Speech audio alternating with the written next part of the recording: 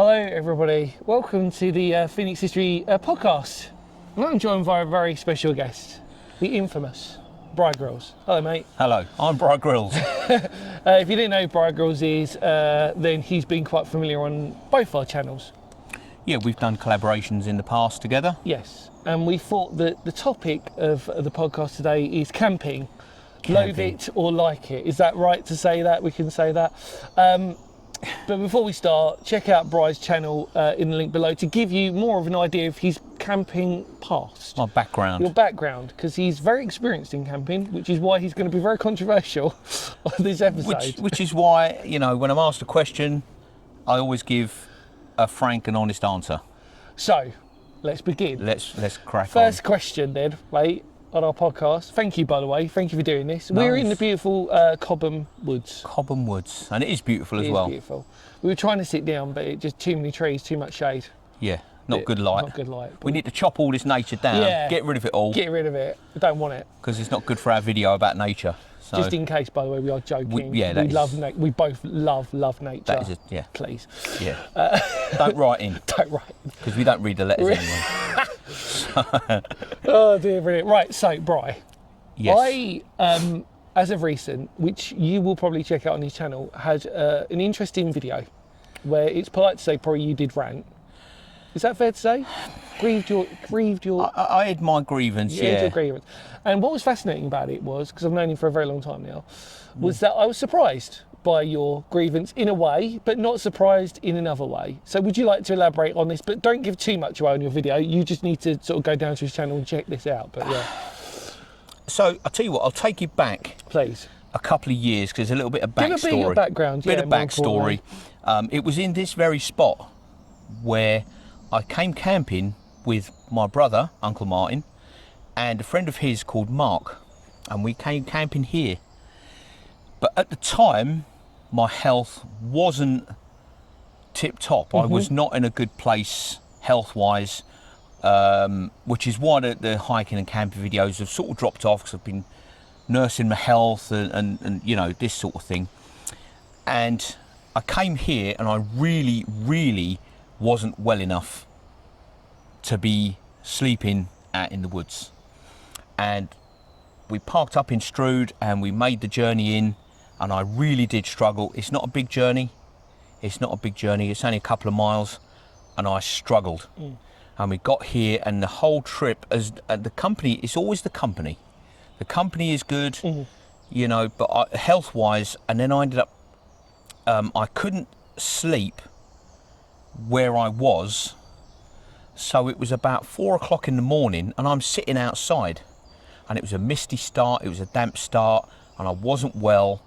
I thought I had the flu, proper flu. I thought I had, and it wasn't that, it was worse. I won't get into details because it's boring, but so I've ended up waking up early, because if you buy an airbed, no matter how much money you spend on it, you're going to sleep on the floor eventually. Airbeds are for sleeping on the floor in a few hours. So I've woken up and I couldn't get comfortable, I couldn't lay down, I hadn't set the tent up properly because I was in a rush to set it up, and one thing and another, and I didn't enjoy it. And then I found out I had this health problem, and I said, no, that's it, I'm done with it, I can't be doing it now, getting older. And then Uncle Martin, he said, well, why don't we go, can I say the name of the campsite? Yeah, of course you can. He said, why don't we go to Badgell's Wood? He said, you haven't got to walk in. This was a bit later. This was last, I can't remember when it was now.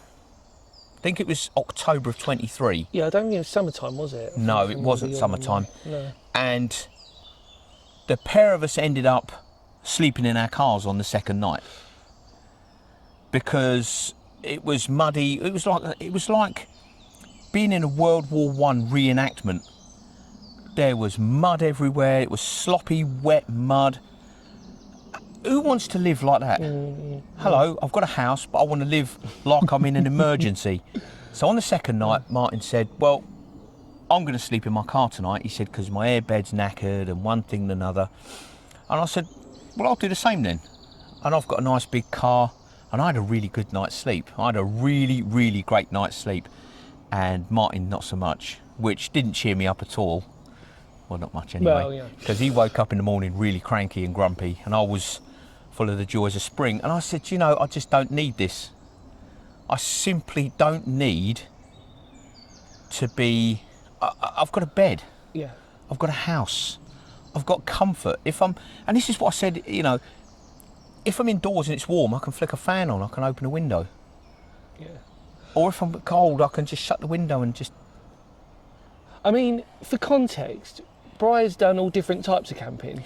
Been to Dartmoor? Yeah, and also styles, I suppose. Hammock, car, back of car, wasn't it? Car camping. Car camping. Did Dartmoor with two friends that I met via YouTube. That's right, I remember you saying about that. Because of the boots, wasn't it? Because of the boots. Anyway, yeah. If my two friends that I went to Dartmoor with, if they watch this, they're going to go, oh, don't start about the boots again. Crying about the boots. So Dartmoor, I've done hammock camping, car camping, tent camping, cowboy camping. And just tarp camping as well. Cowboy camping, you have your ground sheet. And a tarp overhead, sleeping bag. Yeah. Me and Melvin did that. That's right. And all the all videos are on your channel to sort of justify all that, obviously. Yeah. So there's all different You know, ones, the cowboy camping was good. Yeah. Because it's very lightweight. I even thought up once about a tramp camp. Right? The concept of a tramp camp was quite simple. Just come out here and sleep rough, basically. Yeah. Bring a couple of cans or a bottle or whatever and just sleep wherever you fall. That was the basic gist of the tramp camp. But I never did it. People wanted to, but... I think really, like today, so I think it's about getting people to write down in the comments their thoughts and feelings about camping and their own stories and experiences as well. Because I do sympathise with you on that age does play a huge part in camping. And I think the older you get, the more you sort of feel like, oh, actually, maybe I do need to be more comfortable in life a little bit. Because I actually agree with you. I think I've done camping a lot as well, and I started off in the Scouts. Oh no, I started off even before that. My parents used to take us on holiday, and there's an infamous story that my mum always told me about the fact that it was torrential rain, and you know, the usual torrential rain, cows were in the field. It's always torrential. Oh, bad. It's never a light shower. And we had to, apparently Mum had said to me, I was quite young, but she said that was my first proper experience camping, and we had to actually literally get in the car and go. It was too bad. But the point was that even in Scouts, it was like, if you love nature, it's a beautiful experience, but to do it consistently, where you see all these YouTubers who do camping consistently, fair play to you. Yeah. But I also do think it's an age thing, because I think when you're younger and you sort of appreciate it more and you think, oh wow, this is like a beautiful experience and I'm really out into it. But when you get older, you do think to yourself, well, when health starts playing a part of it and stuff, for some of us who do have health issues with whatever, then, you know, it's not it depends what type of experience you want to make it, really. And I think, to be honest, I mean, like, it's one of these things that always sort of, I think, there will cause mixed feelings between people, because some people might be watching this who've never camped at all. And I would always say to you, you don't know what you're missing out. I think you need to do it. You've got to try it. You've got to try it. You can't just say, no, I'm not doing it, I don't like it. You've got to try it. You have. So you can say, well, I did like it and I'm going to continue, or I didn't like it and I'm not doing it again. Absolutely. You've got to try it at least once. Yeah. And then, you know, because it's always the company side of things. Absolutely. I think you're right with that. I think it is about the company It's the company, and you can shoot the breeze, and you can get counsel and advice from the others, and you talk about things, and you have a couple of beers as well, if that's your poison, if that's your thing. But for me, it's the, right, what am I going to want to eat? How am I going to cook it? What am I going to cook it in? What am I going to eat it from? And you don't do, and I remember we could rant about this, but the camping food, if you buy it from a camping store, is I think it's very expensive, for the fact that actually, if you just prepped wisely out there. Because what I did do a few times was, well, I say me, it was my wife would cook food, and I'd put it in a Tupperware box, Tupperware tub, and bring it with. or one of those foil, like you get from the Chinese takeaways, with the cardboard lids, that sort of thing. Yeah. So you're not standing out here trying to cook. And if you get here and it's raining, Outdoors. Yeah, outdoors. You see, you just want to get here, and you don't want to be. I don't want to be working too hard. No. Yeah, I just want to turn up, get set up, get a couple of beers on. And that's not a prerequisite. You don't have to drink alcohol. No. You can't say, well, I was going to go camping, but I don't like beer or cider or whatever. You don't have to. You can just drink tea or coffee or water or whatever your poison is. But then it's the work. I mean, you've got to build a fire, then you're foraging. You're spending all evening foraging for deadwood. You're walking around, you're doing stuff. I think one of your most famous ones, I would say famous in inverted commas, is your moan of the Dakota fire pit. Oh, there the Dakota fire pit. The words have triggered genuine PTSD. Now, the Dakota fire pit, so you dig a hole, a square hole or a round hole or a triangle hole, whatever shape you want, right? You dig a hole, and then to the side, coming at an angle, you have the air feeder. Now, the purpose is so that you get the heat for cooking and everything, but you don't have a great big inferno. You can stay relatively camouflaged. You can stay, it's a nice. It produces a lot of heat. And it burns through so much wood. Melvin and I, we come out here once, built a really good fire pit, and we was just feeding it all night. This area, it was like locusts had been through. It was barren, because we spent all evening just chucking stuff into this fire pit. In it went, and it was dead wood, by the way. Let's just dead wood, clarify nothing live. All the stuff that had just fallen. Just to make sure. Just naturally, don't write in because we won't read the letters. And they'll all go to...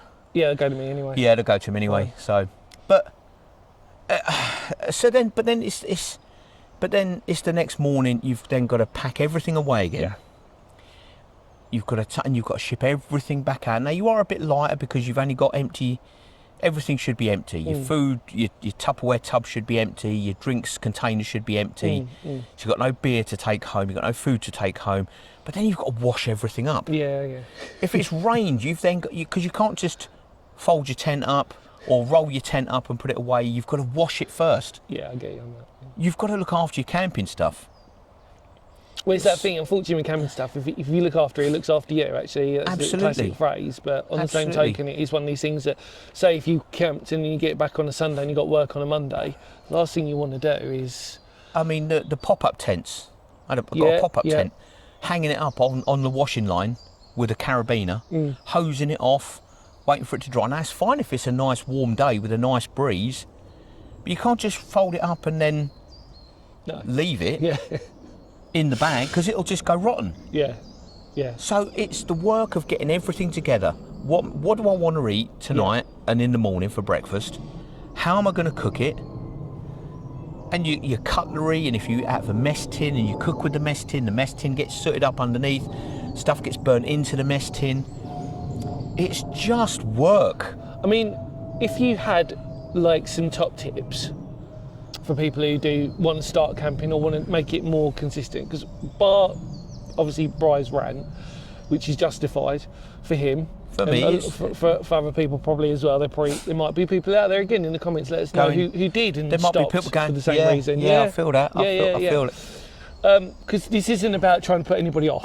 I've never tried to dissuade anybody. People should go camping all the time. I said it in my own video.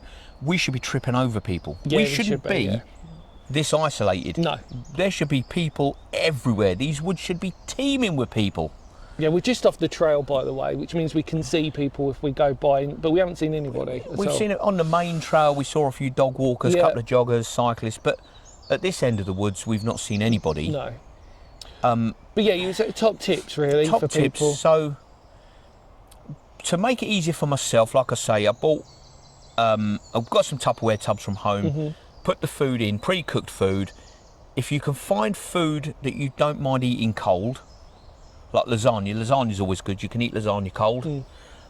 Things like enchiladas you can eat cold. Stuff you could, like pizza, if you want to put pizza in a Tupperware box. stuff that you can eat cold, put in a Tupperware box. Happy with that. Yeah. So you're just limiting your work. Yeah. I mean, if you had a cooking method of choice, like one that you had to actually cook, so whether it would be a Dakota fire pit or actual like a gas lighter, I mean, what would probably be your preferred method if you were wanting to, you know, from experience? Because that jet boil was pretty... The jet boil is good. Yeah. The jet boil is really good. I used it yesterday. I was hiking or walking with somebody and we stopped and had a coffee afterwards. The jet boil is top end. But if you want to cook on it, it can be unstable. The stoves you get, the square ones, and they've got the gas canister you clip into the side. Yeah. And they're like a square cooking plate. They're more stable. But then you've got the weight and the size, so you've got to fit it in your backpack. Yeah. And you've got to carry the gas in. Now, you've got to carry the gas for a jet boil or a normal stove. So you've got to trade off. Now, do I want stability for cooking? Because I've had it where you're cooking some sausages in your mess tin on the jet boil, and then you breathe or you sneeze or you cough, and then it falls off and your sausages are rolling on the on the ground. And that's happened to me.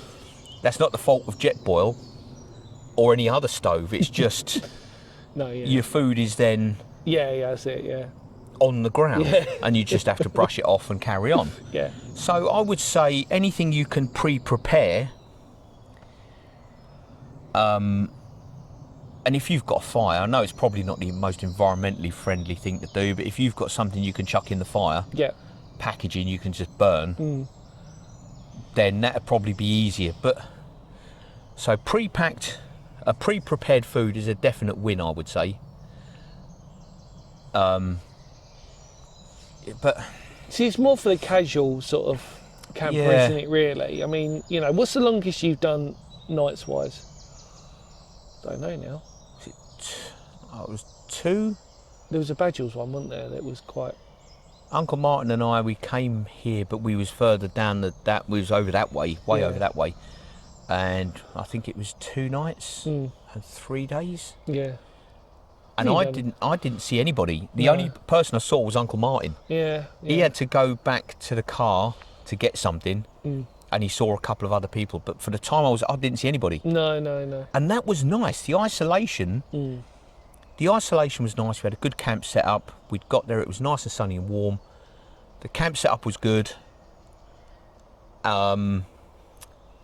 Everything was comfortable. That was a nice camp. And I didn't see another soul until... I remember that one that you did a night, and I think Melvin joined you afterwards at Badgels. That was that was an old one from memory. Yeah, because I can tell I'm a big fan of his stuff actually. Because I did the first night on my own, the second night with Melvin.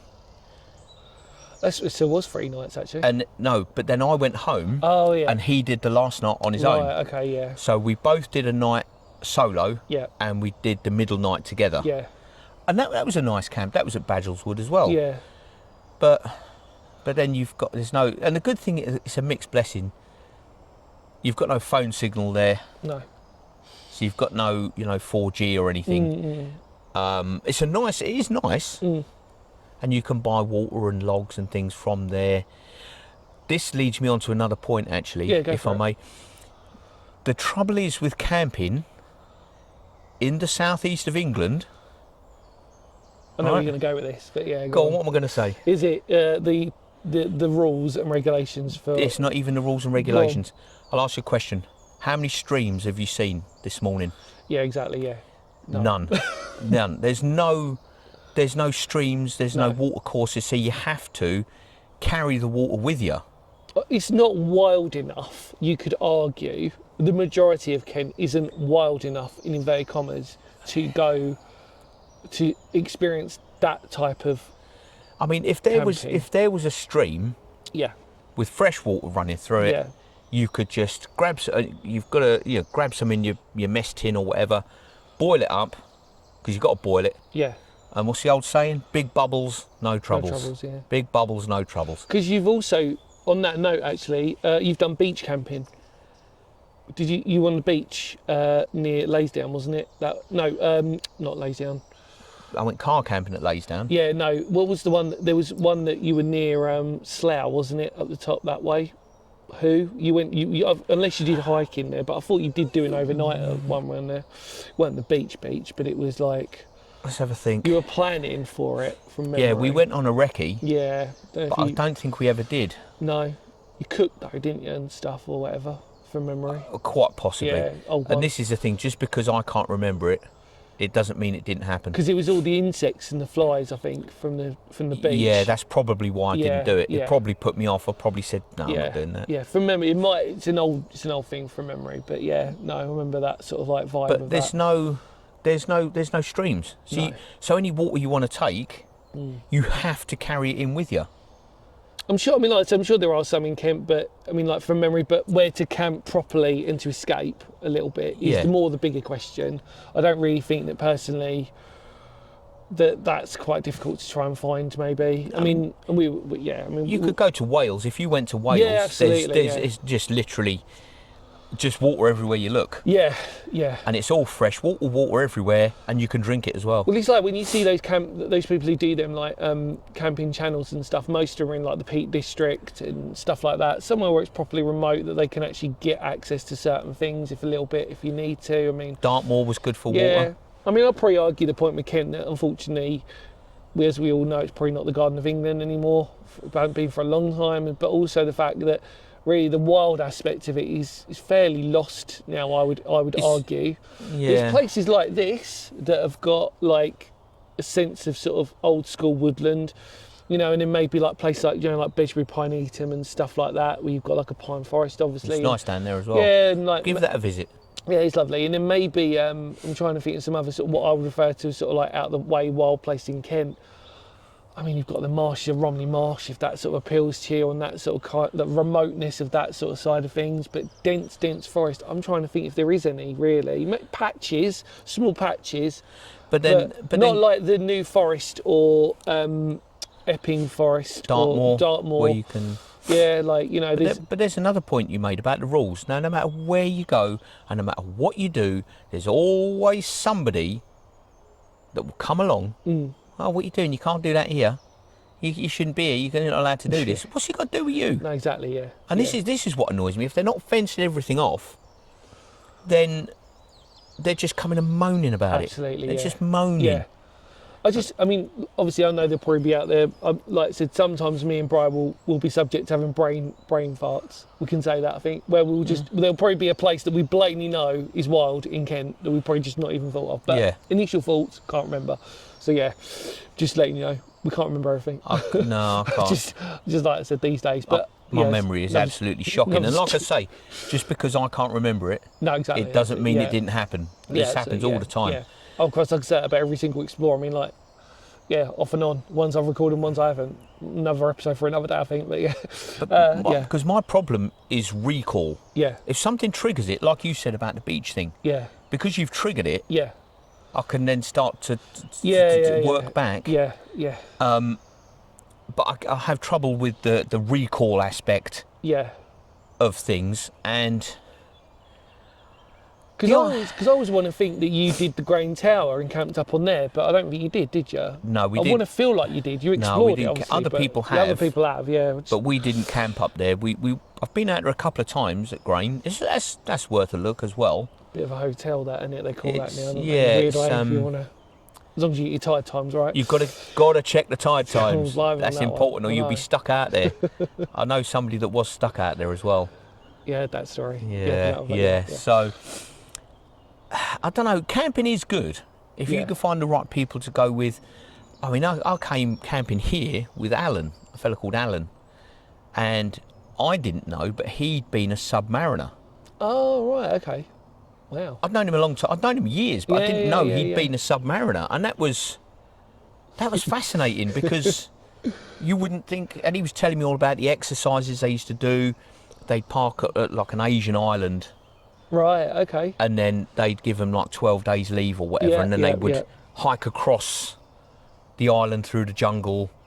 They'd put their names down for 10 or 12 days outing, and then off they'd get rations and off they'd go. and then they'd meet the ship on the other side of the submarine. Yeah. And go back to work Very again. cool. Yeah, I was sitting here, and I was and I'm not being patronising or sarcastic like I usually am, but I was enthralled genuinely. Yeah, I was genuinely fascinated. Do you know what I mean? Yeah, no, I get you on that one, mate. And then, you know, the company side of things, the talking side of things. You know, I think to be honest with you, there's two types of people, isn't there, in the camping? There's people who go solo and they want to have their own adventure, and that's fine. And then there's people who want it for the company. And personally, for me, I agree, it's got to be about the company for me. I think solo camping for me isn't my cup of tea, but I appreciate people who do it, because I think it's actually quite an intense experience when you do that. Although I do a lot of solo exploring, to actually solo camp will be a different experience for me, because I just feel like too much time on your own, alone in your thoughts, you kind of just get a bit like lost in it. And I need that stimulation from obviously people to have those stories and to have that connection with, really. Well, I did a solo camp over there, about half a mile over there once, and I got here and I actually did a video about it. It's in the feed there somewhere. And then I got here and I got set up and I was sitting down in the tent. I thought, this is great. And then a big storm happened, and it was thunder and lightning, and I was in a nylon tent, so I couldn't get a stove going because I didn't want to set fire to anything. So I was just sitting there, just listening to the rain, and it was nice for a while. And I thought, well, I'm just going to be sitting here listening to the rain all night. Yeah. And it wasn't easing off, so I thought, well, I might as well go home. And that's what I did. And as I said at the time, if I wanted to be bored, I'd go to work. Yeah. I don't need to come here just to be bored. No, absolutely. Do you know what I mean? So I packed up and I hightailed it back to the car, and you know. Well, Bri, on that wonderful note, thank you so much, mate, for telling us your stories and your wonderful interest. Feel free to check your link below. Anything else, don't mate? be dissuaded. No, don't be dissuaded by a sort of middle-aged bloke moaning about work he's had to do, like washing up and hosing off a tent. Don't be dissuaded by that, because I don't want to put people off. You should always try it. Yeah. Get yourself out here. Get a couple of mates or whatever, and just try it. Yeah, give it a go, 100%. and then you can say, well, I actually tried it and I didn't like it. I mean, I've always said on the channel, obviously, get out. Get out. I don't care how you do it, whether it's camping or just going for a hike or whatever, get out. Or even a day camp. I was speaking to a friend, another friend, and he said he likes the idea of a day camp, getting a chair, sitting down, and just reading a book, relaxing, you know, get your jet boil, have a couple of cups of coffee. Yeah. You know, the day camp can be good. Reading a book out here would be fantastic. Yeah, I've never done that. Like this, but yeah, anyway. But look, like I said, this channel's all about love and kindness. So come on, no room for negativity here. We're just trying to sort of share our experiences and our stories. And obviously there is a positive side to this, obviously, as you well know. Check out Bri's link in the description box below. Show a lot of love on his channel as possible. And obviously he's had a couple of videos just come out recently. Obviously one talks more in depth about the camping side of things. Filmed here. But yeah, filmed literally actually here. Just over there. Well, just sort of over there a bit. Just about 10 feet that way. So but yeah, feel free to check that out. Feel free to show as much love on his channel as possible, obviously. And check out his older videos on camping, obviously, all that sort of stuff. I'm sure he won't mind a few comments. There's a few plenty there. Subs. There's plenty to look at. Yeah, you might even see a video of me in it. You never know. The Medway Viaducts. That was a good one. I really that was enjoyed. Our last one together. It was on my channel and yours. That was our last one. We did a split perspective one. I really enjoyed that. That was very, good. very good. That bit was noisy, but we managed to get through it. Yeah, as you can expect. Because it was on the Medway Viaducts. Absolutely, yeah. But yeah, there's plenty of videos between us, both of each other on that. But obviously, just check out Bri's channel. More importantly, thank you so much, mate. No, it's been a pleasure. Means a lot. Thank you also for every single person who supports the channel, sends a lot of love, and remember, positivity, love and kindness all the way. Thank you, mate. Any more words of Phoenix history, because history matters. Take care, everybody. And of course, well, individually, Bri will return at some point. We will, of course, see you all very soon. Ready? Yeah. Kapow.